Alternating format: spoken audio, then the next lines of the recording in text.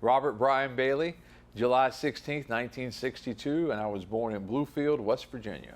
So tell us about growing up. Growing up, I was born on the West Virginia side in the Bluefield Sanitarium, believe it or not. And my parents actually lived on the Virginia side, so I didn't spend any time in West Virginia. When I was little, we moved to Chesapeake, Virginia. That's where I grew up. I went to Indian River High School. I loved every second of it, played high school football. I think that shaped me, and just really enjoyed growing up there, and moved to Greenville in 1984.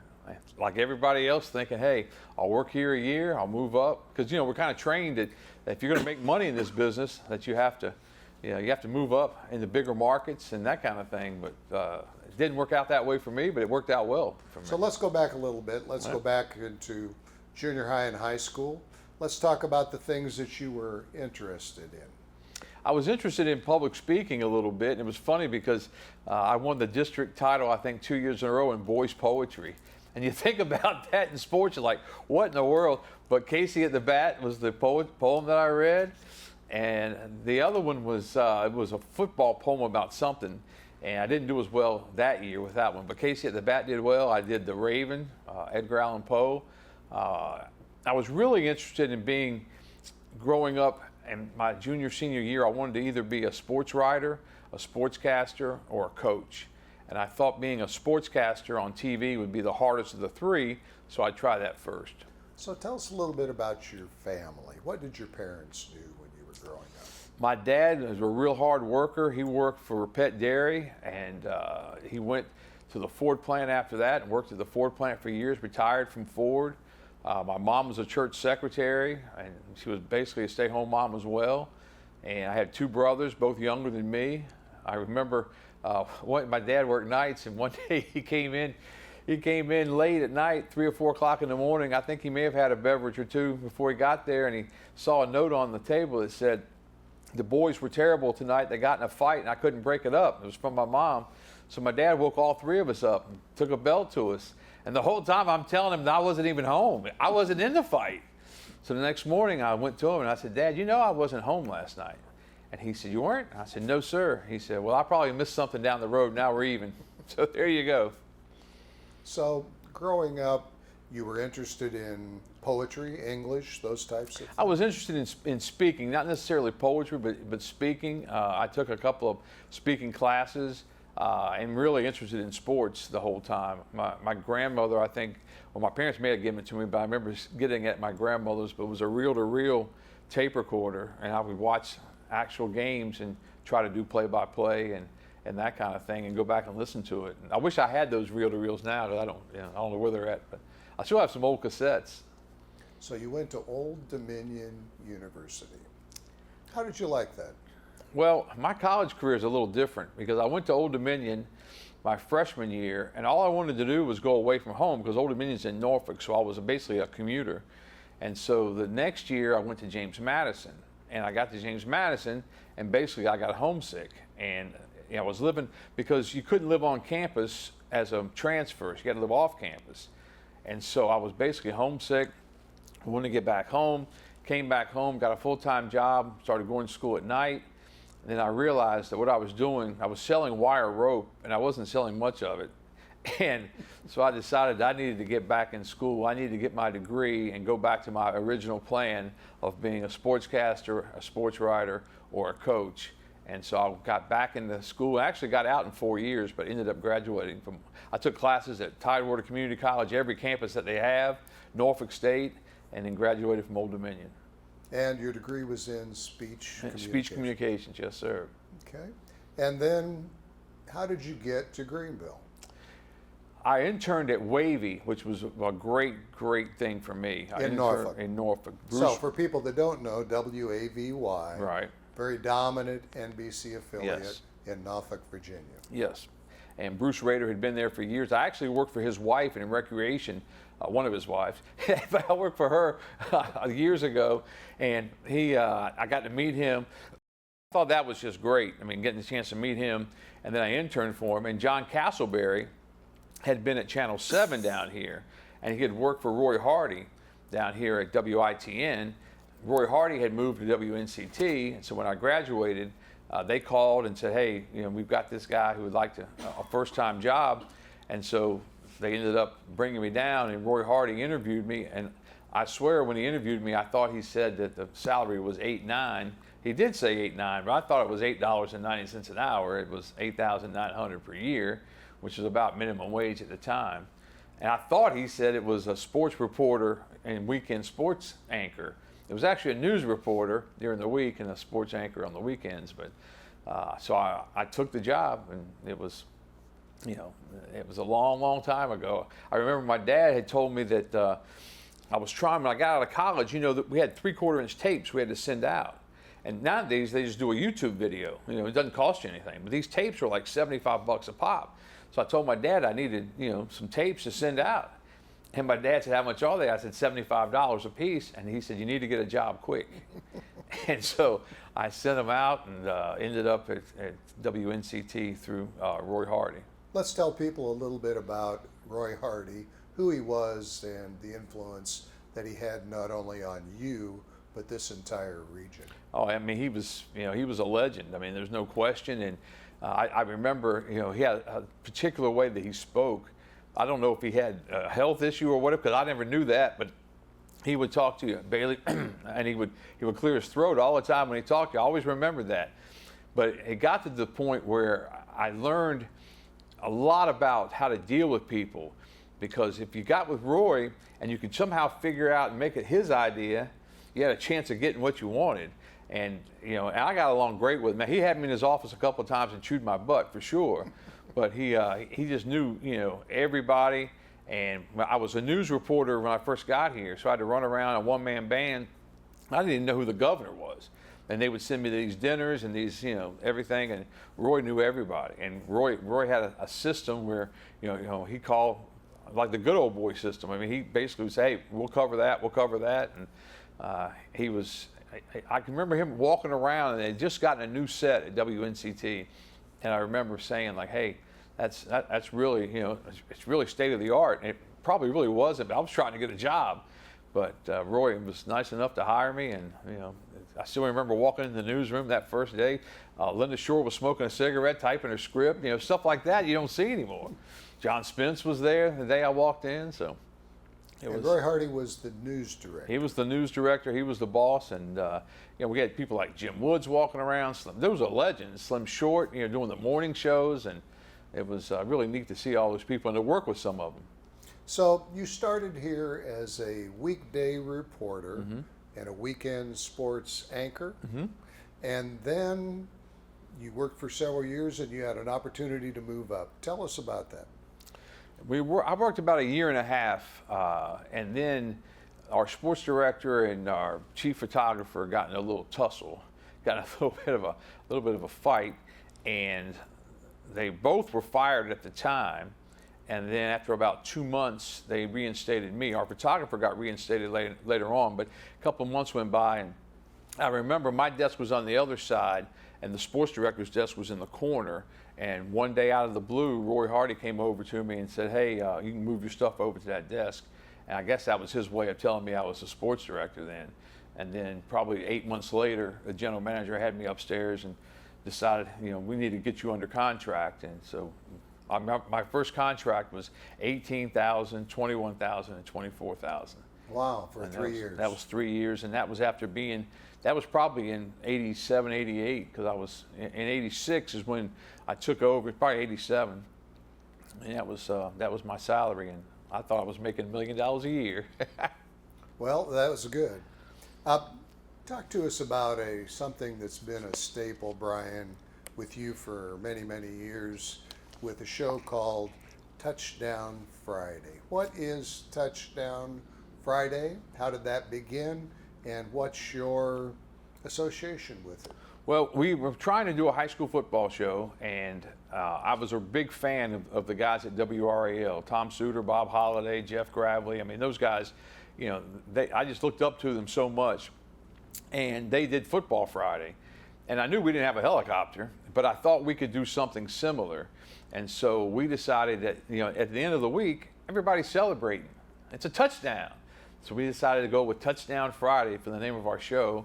And we did a 15-minute show, and then we expanded to 20 minutes. And then when Stephanie Schultz came as our news director, she brought me in one day out of the blue and said, hey, can you do 30 minutes on a Friday night? And I said, yes, ma'am. We can do 40 minutes if you want, but we'll do 30. And so we moved it to 30 minutes, and it's been great. We feel like it's a staple in Eastern North Carolina. It's a tradition. I have so many people that tell me, we had a commercial one time running, how to say Touchdown Friday. Touchdown Friday. I mean, it was the enthusiastic way to say it. And it's something I look forward to each and every year, and I think that when the time comes to hang it up, that'll be the thing I miss the most, because those shows are so rewarding, because you got people that don't do sports all the time working for you that night. And everybody has to come together as a team. And football coaches say it all the time. Football is so magical because there's 11 people on the field. And if 11 people don't do the same thing, it's not going to be successful. Well, on Touchdown Friday nights, we've got about 20 or 25 people out running around doing different things. And if one person messes up, it can mess up the entire show. So the best feeling in the world is that first show when you finish it. And then Saturday morning you wake up and you won down and the rest of the season to go, but you got that first one under your belt. You also do a radio program. Tell us about that. What's it called, and how often do you do it? Where does it air? I do the Brian Bailey Show, and we just named it that because we couldn't think of anything else. And it's funny because you put your name on a show like that, and at first you're real awkward about it because nobody knows the Brian Bailey Show. But now we've been doing it so long. Henry Hinton was nice enough to hire me years ago, and we did one night a week. Used to do it at 7 o'clock on a Monday night. We'd have assistant coaches and that kind of thing on with me, and we turned it into, years later, they were doing something with another network, another TV station in the market, so they really didn't need me over there. So I moved on to Pirate Radio, Jonathan Ellerby, and those guys picked me up, and that's been just a godsend. I mean, the entire thing, when you're working in a market this size, and you're not going to make $1 million a year, but there are things you can do if you get permission to do them. And WNCT was nice enough to say, I went to them and I said, look, is there a chance to get a raise? And they're like, well, we can't give you a raise. What else can we do? And I said, can I do this radio show? And it's publicity for me, for the TV station, and everybody. So it's a win-win for everybody. And it's just turned into really something that I really enjoy. Now we do it at noon on Mondays, and it's on YouTube Live and it's on Facebook Live, but it's basically a radio station, Pirate Radio, 1250 and 930, and those guys have been really good to me, and it's just turned into something that when they call the coaches, hey, Brian Bailey wants you on his show this week, usually they come on with me, and we preview the game ahead, or we'll take a look at the past game, and just talk sports most of the time. I got a chance to do high school coaches too, but the gist of it is ACC or East Carolina and ACC stuff. Let's talk a little bit about a lot of different things that you're involved with in the community. You're an MC for several different events. Talk to us a little bit about that and why that's important to you. Well, it's always been important to me because I think if someone thinks enough of you to have you at their event, because these people work on these events 365 days a year, so they're working hard. And then to have me come in, I don't work with them, committees or anything like that, but usually they give me a script or they, ask me to touch on something that's personal to me. And I guess, my dad told me a long time ago, get a job and keep a job. And I think that's one thing that I've always thought about with these MC events. I love coming around. That's the one thing I missed the most when COVID came around, because all of a sudden, April and May came around. That was my busy times, and we didn't have anything going on. But just to MC a walk or just to go and, the autism walk, the ALS walk, and you see, I met so many people during the ALS walk, and we've lost, some of those people. Obviously, that's a dreaded disease, and anything we can do to help with that dreaded disease, we should do. But I've been very fortunate through the years to get a chance to do that, and I think it's our responsibility. Coach Holtz used to always say about the Bible verse, like Luke 12 something, that too much is given, much is expected, and I always, I think of that often. And you're talking about Coach Holtz that was at East Carolina. Skip, yeah. Skip? Yep, Skip. Yep, he was a great guy and continues to be very successful. Yes. and had a very successful father. Yes, he did. Yes, he did. Lou came a couple of times, to Greenville when Skip was here, and that was always neat seeing him. You're involved in a lot of different community events and autism, ALS.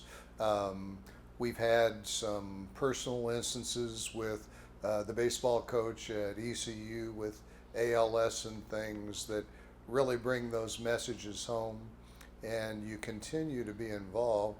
And in the past couple of years, you've had a little brush with some situations like that.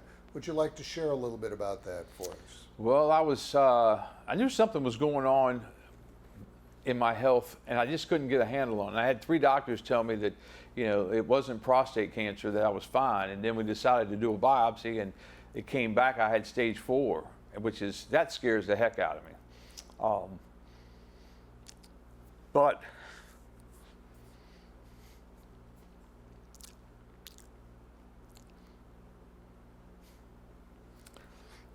we went to Duke, and they told me exactly what we could do, and I was scared, boy. But we went through the chemo, lost my hair, and I didn't want to make a big deal out of it because it's just that's one of the reasons I went to Duke. I love Greenville, but I didn't want everybody, all the nurses, everybody to know what was going on. But when we lost our hair, we had to kind of tell people stuff, and we kind of did it just kind of generically. But they've got me on medication, and they kind of described it like anything else, like diabetes or anything else. You treat it, and sometimes it lasts a long time, and so that's what we're doing. My doctor said last time that I was on cruise control. He said, "You're doing great," and he said, "Are you worried?" And I said, "Yes, I'm worried." He said, "It's not your job to worry. It's my job to worry as a doctor. It's your job to live your life." And that's what I'm trying to do. I don't think about it, especially this time of year. It's football season. That's what was so disappointing last year. During football season, I spent 11 days in the hospital after the chemotherapy gave me diverticulitis. It kicked it in there, and that was awful. And I couldn't, but it was tough. That last fall was tough, but this fall is going to be much better, and everybody, just the support that you get. You were a trooper. You continued on the air. Oh, yeah. You got right back on. Yeah. Wore a hat sometimes. I wore a hat a lot of times. I asked permission to do that. I said, "Is it okay if I just wear a hat?" Because I didn't like the whole. And it's funny because one of the assistant coaches at East Carolina this week, he said, "How you doing?" I said, "I'm doing great." And he said, he's bald, and he said, "I wish my hair had come back like yours did." I said, "Well, mine did come back, but several of us wish that." Yeah. Well, you continue on, and you're just as strong as ever. And while we don't want to date this interview, we will say that in a few short months, you'll have a very special anniversary here at WNCT. Yeah. Tell us about that. October 9th will be my 40th anniversary. So 2024. Yes, and this is 40 basically my 41st football season because I got credit, back and forth back in 1984. But I remember, coming here in 1984. It was right in the middle of football season, and getting my feet wet. But it's just been 40 years. You think about it, and it doesn't seem like 40. And somebody said, "How long are you going to go?" I'd like to go 50 because I think if I could go 50 years, now depending on how the health goes, we're going to kind of take a look at that. But I have no thoughts of retirement yet. My general manager may change that, but no, she said she loves me, and she said I can work as long as I wanted to. So I've just been really, really blessed here because some stations, as some stations got rid of sports. Some stations don't do sports, and I think that we do as much sports as probably anybody in the state. Well, it's not only local with Touchdown Fridays, which is high school predominantly. Right. You're the official station of East Carolina University Athletics. Tell us an interesting story. At one time, you branded yourself as the unofficial I did. station. What was that all about? Well, it was kind of like, the WITN in our market was the official station, but I felt like we were doing just as much, interviews and previews of games and features on players, and so I thought, well, if we can't be the official station, we'll be the unofficial station, and we'll just really tick them off that way. And I hope it worked, but we started saying that, people started laughing, and then because we were the official station in the early '90s. And then we lost it after that, and we've had it now for several years. But it's just such an important area. It's important to Eastern North Carolina is East Carolina University, and getting a chance to host the coaches shows. We worked with Coach Houston this week, and just having a chance to be with those guys and making the trips, the football trips. There's nothing like getting up on a Friday morning and taking a shower and getting your bags packed and getting on that plane and heading to North Texas or Texas San Antonio or wherever you're going to go, and you land with the plane, and we get a chance to interview Coach Houston when we land, and then going to dinner that night, thinking about the game, and then covering the game the next day. I mean, it's really an honor, very much a privilege to be the official station. Well, anytime you're in the hot seat, if you will, for 40 years, nearly 40 years, a lot of people take notice. You've received a lot of awards, a lot of honors. East Carolina University Professional Broadcaster of the Year, the Sportscaster Award from the Raleigh Hot Stove League, Media Person of the Year from North Carolina High School Baseball Coaches. You have videos that have won prestigious awards from Sports Illustrated, Outstanding Contributor to Baseball Award. You coach a little baseball in your spare time. We didn't mention that. RTNDA TV Sportscaster of the Year, 2019 to 2021. 22-time winner of North Carolina Associated Press Awards. Brian, I'm not sure what award you haven't won. Yeah. Well, and I was talking to our group the other day. We have our Touchdown Friday meeting in mid-August, and I told them, we've got them on the wall, but I said, if you look at that wall, they say, best sportscast, but they don't say Brian Bailey. They say best sportscast, because Touchdown Friday won a lot of those awards, and that's a group effort. And I say I get some of the credit, but really the credit goes to everybody, and it's a team effort. And I've been very, very fortunate, and you win an award and you think like, it's really, really an honor to win one. And I guess when you've been doing it this long, sometimes I look at the wall and say, I could have won some more. What was I doing? My general manager actually said that one time. She said, what happened here? You have a slump here in these 3 years? But it's been just a wonderful career, and I'm very fortunate to have won those awards. Well, you never do that alone. You've got a wonderful support system at home. Tell us a bit about your family. I was married originally and had 2 children, Caitlin and Rano, and love them both. Caitlin's a lawyer now. Rano works, he's a plumber, and he's doing really, really well. I was divorced, as many of us happen to do. I got a new start with Melissa, my wife now, and she had 2 children. Storm, who's just brilliant. He got his 4-year degree in 3 and his master's in 1, and he's working in Raleigh. And Isabella, we call her Bella, she has Down syndrome, but she's our youngest, and now she's 21, and she keeps us all young. I mean, she's just awesome, and I've been very blessed to get a chance, a second chance at a family and that kind of thing. And there's nothing that makes my heart just melt when I get everybody together, and it's hard to get everybody together. But I have 2 grandchildren, Kinsley, she's 5, and Luke is 4. Man, there's nothing like being a grandparent, that's for sure. Well, I'm glad to hear you say that your goal is to work at least 50 years in the business. Once you get to 50, you may decide you want to try 60. Yeah, there you go. But what other aspirations or advice would you have for someone that's listening to you or sees you as an example that might be interested in being a sports broadcaster? I would say the number one thing that I tell classes at East Carolina when I speak to them and everything else is to learn everything you can possibly learn and always be open to more. And I wish I could learn more. But I think it's the industry is changing so much. There's so much more out there. There was nothing like a podcast or anything like that when I was coming through. And so I try to learn and try to, work smarter, not harder kind of thing. I was telling you earlier, I've got a gimbal now with my phone, and I can do a whole lot of different things. I have a wireless mic system that works great. And so if I'm riding in the truck and somebody says, hey, coach is available, if you want to get him, I can swing right in, hook it up, go right to him. I was at a football practice and one of the coaches was saying like, man, they're giving you heck about that device you got, but I think it's pretty cool because I can raise it up, hold it up. So I think you just gotta be open and learn all you can because there's so much, and the other thing I would say to be patient. We have so many that come in and they work a year and they're ready to move on. And I guess I was probably the same way, but if you're just patient, we got a station here that you can grow and you can get better and better. And I've had people tell me you could have worked anywhere. I don't know if that's true, but I took advantage of every situation that we had here.